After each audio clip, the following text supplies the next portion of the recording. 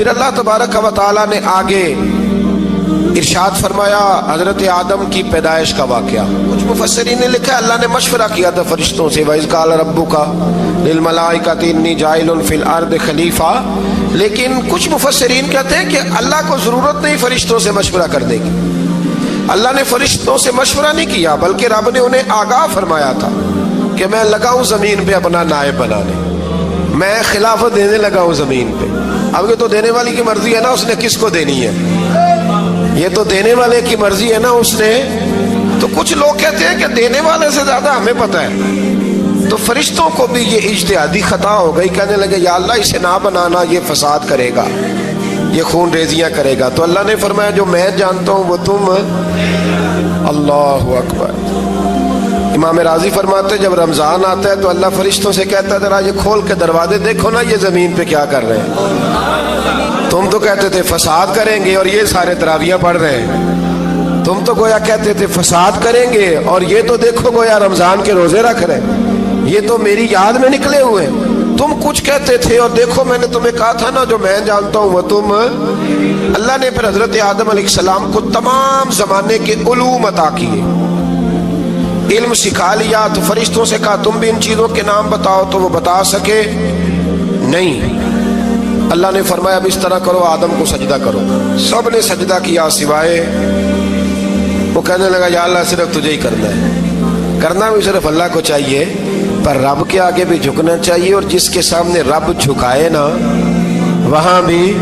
اور یہ جو عاجزی ہے نا, یہ جو جھکنا ہے یہ علم کے آگے ہے. ہماری مصیبت یہ ہے کہ ہم علم کے آگے بھی گردن جھکانے کو تیار نہیں ہوتے, وہاں بھی ہم خود عالم فاضل بن جاتے ہیں. تو فرمایا کہ سب سے کہا سجدہ کرو, سب نے سجدہ کیا سوائے ابلیس کے. تو پھر ہوا کیا وکان من الکافرین, وہ کافروں میں سے ہو گیا. پھر اللہ نے حضرت آدم کو اور جناب حوا کو نا مقام دے دیا جنت میں رہنے کے لیے, اور کہا سارا کچھ کھانا, درخت کے قریب نہ جانا. ابھی آپ کسی سے کہہ دیں تھوڑا سا کہ پیچھے نہ دیکھنا, یعنی اگر میری سمجھ لیں ادب کی وجہ سے کوئی 1.5-2 منٹ یا 6 منٹ نہیں بھی نہ دیکھے گا تو سوچے گا ضرور کہ پتہ نہیں اب پیچھے کیا ہے, مصیبت کیا ہے. یعنی آپ کہہ کے دیکھ لیں کسی کو, پیچھے نہ دیکھنا. فطرت ہے نا انسان کی, وہ جستجو کرتا ہے, کہا اس درخت کے پاس نہ جانا.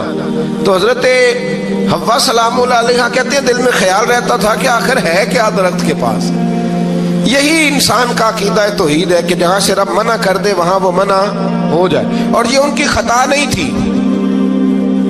یہ اللہ کی حکمت تھی, چونکہ رب نے تو پہلے کہہ دیا تھا بنایا ہی زمین کے لیے, تو یہ تو سارا کچھ ہونا تھا تو زمین پہ آنا تھا نا. تو حضرت حوا اور جناب آدم کے پاس شیطان آیا, اس کو نکال تو دیا تھا پر ابھی اس کا جنت میں آنا جانا بند نہیں ہوا تھا, یہ بھی اللہ کی حکمت تھی. تو وہ کہنے لگا تمہیں پتہ ہے بعد میں مر جاؤ گے. تو حضرت حوا کہنے لگی کیا موت بھی آئے گی؟ کہاں, اس کی تکلیف بھی بڑی ہوگی, تو پھر بچیں گے کیسے؟ تو کہنے لگے پھل کھا لو اس درخت کا. تو بچنے کے لیے پھل کھایا تھا. اس طرح لوگ آج بہت سارے کام بچنے کے لیے کرتے ہیں پر بچ سکتے ہیں, بچنے کے لیے پھل کھایا. تو اللہ نے فرمایا زمین پہ چلے جاؤ. تو حضرت آدم زمین پہ آئے, پھر کئی 100 سال روتے رہے. فَتَلَقَّى آدَمُ مِن رَبِّهِ کَلِمَاتٍ. تو پھر اللہ نے خود ہی جناب آدم کو کچھ کلمے سکھائے. علامہ اسماعیل لکی فرماتے ہیں وہ کلمے یہ تھے کہ حضرت آدم نے میرے نبی کا وسیلہ پیش کیا, اللہ کریم نے جناب آدم کی دعا کو مقبول فرما لیا.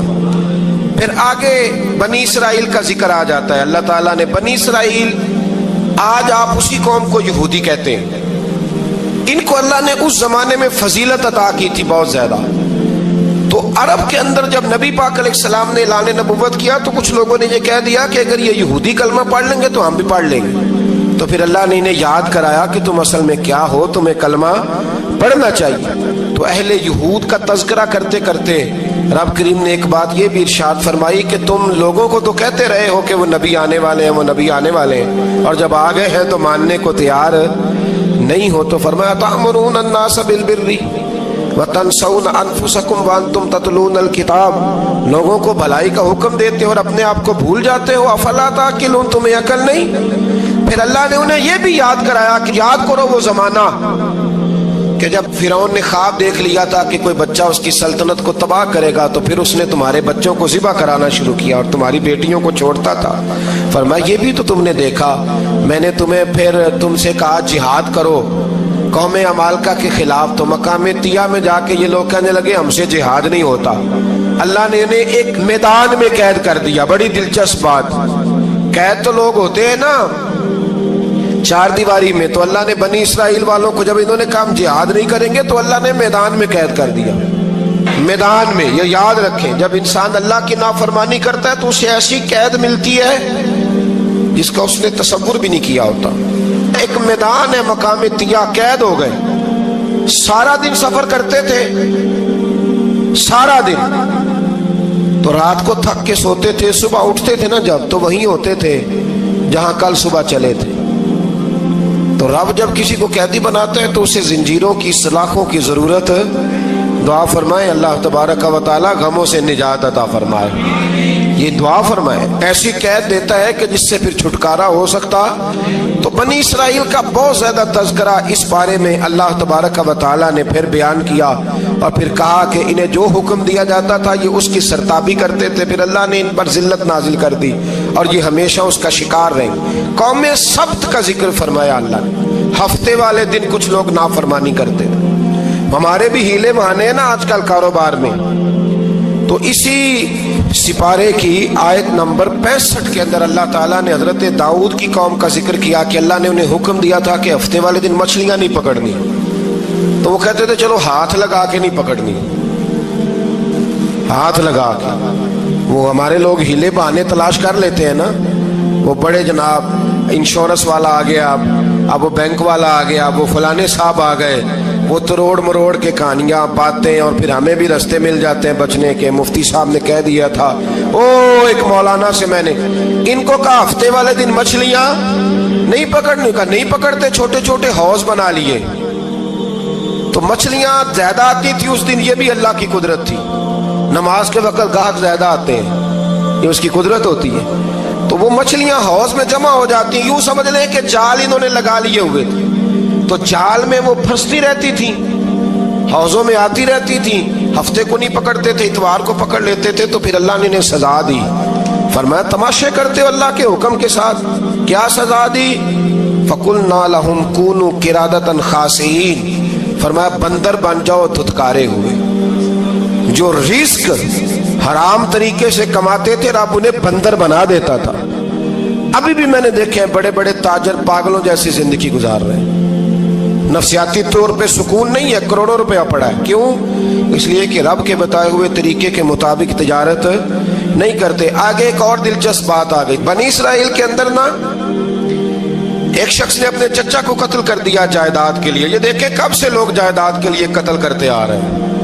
چچا کو قتل کر دیا, اور قتل کر کے حضرت موسیٰ علیہ السلام کے پاس آئے کہ میرے چچا کو کسی نے قتل کر دیا ہے, تو بتائیں کیا کرنا ہے. تو آپ نے فرمایا کہ گائے ذبح کرو, اور اس کا ایک ٹکڑا مقتول کو مارو, مرنے والے کو, وہ خود اٹھ کے بتا دے گا مجھے کس نے قتل کیا ہے. اب ارادہ نہیں تھا گائے ذبح کرنے کا, تو بہانے کرنے لگے. ارادہ نہیں نہ ہوتا تو پھر کیا ہوتے ہیں, کہنے لگے گائے کس طرح کی ہو, بوڑھی ہو کہ بچی ہو, رنگ کیسا ہو, جوان ہو کہ چھوٹی ہو, حال میں ایک دفعہ چلنا سیکھ گئی ہو یا ابھی نہ سیکھی ہو. تو بتاتے گئے تو رب بھی شرطیں بیان کرتا گیا.